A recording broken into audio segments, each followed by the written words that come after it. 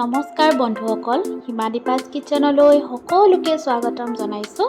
মই আজি মাছৰ এটা আঞ্জা বনাবলৈ লৈছোঁ। এই মাছৰ আঞ্জাখন বনাবৰ কাৰণে বেঙেনা, কেপচিকাম আৰু আলু ব্যৱহাৰ কৰিম। এনেকৈ যদি বেঙেনা, কেপচিকাম, আলু ব্যৱহাৰ কৰি আঞ্জাখন বনোৱা হয় মাছৰ, খুবেই সোৱাদযুক্ত হয় খাবলৈ। সেইকাৰণে মই ভাবিলোঁ আপোনালোকৰ লগত ৰেচিপিটো শ্বেয়াৰ কৰোঁ। মই এই ৰেচিপিটো বনাবৰ কাৰণে বেঙেনা এডোখৰ এনেকৈ সৰু সৰুকৈ কাটি লৈছোঁ দীঘল দীঘলকৈ, আৰু এটা কেপচিকাম লৈছোঁ। কেপচিকামটো মই দীঘল দীঘলকৈ কাটি লৈছোঁ, আৰু এটা মিডিয়াম চাইজৰ আলু লৈছোঁ। সেই মিডিয়াম চাইজৰ আলুটো মই দীঘল দীঘলকৈ কাটি লৈছোঁ। এই ৰেচিপিটো একেবাৰে চিম্পল ৰেচিপি হয়।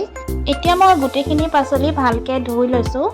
দুটা মিডিয়াম চাইজৰ পিঁয়াজ মই সৰু সৰুকৈ কাটি লৈছোঁ দীঘল দীঘলকৈ, আৰু এনেধৰণে বিলাহী লৈছোঁ। বিলাহীটো মই দীঘল দীঘলকৈ সৰু সৰুকৈ কাটি লৈছোঁ। আৰু ইয়াত মই মাছ লৈছোঁ, কমলকাট মাছ 2 পিচ, আৰু ইয়াতে মিছা মাছ আছে। মই দুইটা মাছেই ব্যৱহাৰ কৰিম আঞ্জাখনত, সেইকাৰণে নিমখ আৰু হালধি দি মাছ কেইপিচ তেলতে ফ্ৰাই কৰি ল'ম। তাৰ কাৰণে কেৰাহী এখনত মই তেল গৰম হ'বলৈ দিছোঁ, আৰু এটা পাতিত মই 2 চামুচ ধনিয়া গুড়ি লৈছোঁ। ধনিয়া গুড়ি দিলে মাছৰ আঞ্জা খাবলৈ খুব সোৱাদ হয়। তাৰ কাৰণে মই বেলেগ আৰু মাছৰ আঞ্জাত মছলা ব্যৱহাৰ নকৰোঁ, অকল ধনিয়া গুড়িহে ব্যৱহাৰ কৰিম। এতিয়া মই তেলখিনি গৰম হৈছে, ইয়াতে মই মাছ কেইপিচ ভালধৰণে ফ্ৰাই কৰি লৈছোঁ। এয়া হৈ গৈছে মাছ ফ্ৰাই কৰা, আৰু যিখিনি মাছ ফ্ৰাই কৰা তেল আছিলে তাতে মই পিঁয়াজখিনি এড কৰি দিছোঁ। পিঁয়াজখিনি অকণমান ৰঙচুৱা হোৱালৈকে ভাজি লৈছোঁ।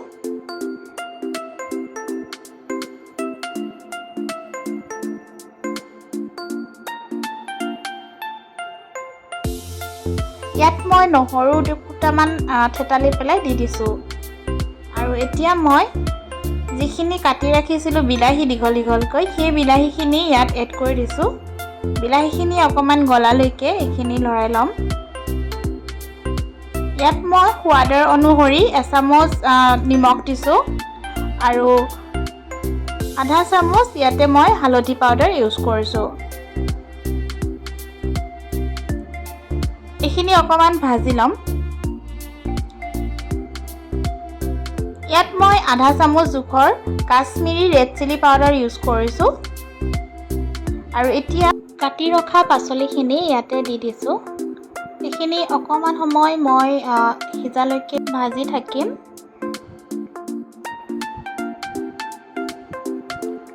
এতিয়া ইয়াত মই 1.5 কাপ জোখৰ পানী এড কৰি দিছোঁ। অকণমান জোল টাইপত ৰাখিম তাৰ কাৰণে, আৰু ইয়াত যিখিনি মই ধনিয়া গুড়ি লৈছিলোঁ, ধনিয়া গুড়িখিনি ইয়াত এতিয়া এড কৰি দিছোঁ। ধুনীয়াকৈ উতল আহি গৈছে।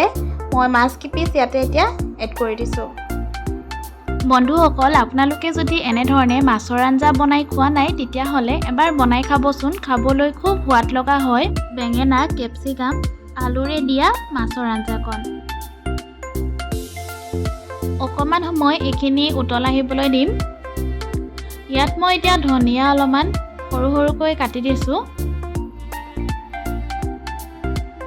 এইখিনি অলমষ্ট হৈ গৈছে। মই গেছটো অফ কৰি দিছোঁ।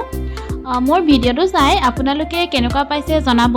যদি এই মাছৰ আঞ্জাখনৰ ভিডিঅ'টো চাই যদি ভাল পাইছে, লাইক, কমেণ্ট, শ্বেয়াৰ কৰি দিব। আৰু মোৰ যদি চেনেলটো এতিয়ালৈকে আপোনালোকে ছাবস্ক্ৰাইব কৰা নাই, তেতিয়াহ'লে মোৰ চেনেলটো ছাবস্ক্ৰাইব কৰি দিব, আৰু লগতে থকা বেল আইকনটো দবাই দিব। ভিডিঅ'টো শেষলৈকে চাই থকাৰ বাবে মোৰ ফালৰ পৰা সকলোকে ধন্যবাদ জনাইছোঁ। এয়া মোৰ মাছৰ আঞ্জাৰ ৰেডি।